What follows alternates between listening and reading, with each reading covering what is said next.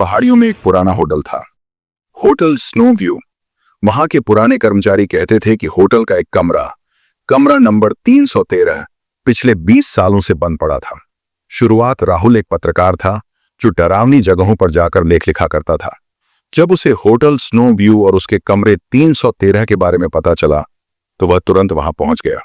Hotel के manager ने चेतावनी दी, साहब उस कमरे में कोई नहीं जाता, जो गया वो कभी नहीं लौटा।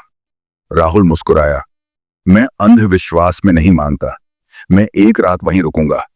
पहली रात राहुल ने अपने कैमरे, टॉर्च और रिकॉर्डर के साथ कमरा नंबर 313 का ताला खुलवाया और दरवाजा धीरे धीरे खोलते हुए अंदर दाखिल हुआ।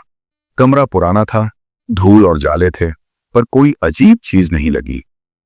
रात 12:13 पर अचानक उसकी रिकॉर्डिंग मशीन अपने आप चालू हो गई। उसमें किसी लड़की की धीमी आवाज रिकॉर्ड हो रही थी, मुझे यहां से निकालो, वो वापस आ गया है, बचाओ। राहुल घबरा गया। उसने टॉर्च जलाई पर कमरा खाली था। भूत का प्रकट होना, अचानक दरवाजा अपने आप बंद हो गया और राहुल को एक अजीब ठंडी हवा का एहसास हुआ। एक कोने में खड़ी सफेद साड़ी में एक औरत दिखाई दी। उसका चेहरा अर्ध जला हुआ था और आंखें एकदम सफेद। उसने कहा, तुम भी वही गलती कर रहे हो जो मैंने की थी, अब कोई वापसी नहीं। राहुल चीख पड़ा और बेहोश हो गया। सुबह की रहस्य अगली सुबह जब होटल स्टाफ ने कमरा खोलकर देखा तो राहुल बेहोश पड़ा था। उसके कैमरे में रिकॉर्डिंग चल रही थी, लेकिन उसमें कुछ भी नहीं था, न कोई आवाज, न कोई भूत। पर राहुल की आंखों में डर साफ झलक रहा था।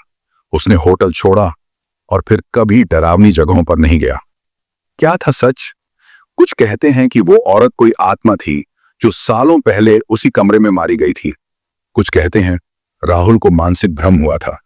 लेकिन आज भी कमरा नंबर 313 बंद है और जो भी उसके पास जाता है उसे किसी की फुसफुसाहट सुनाई देती है।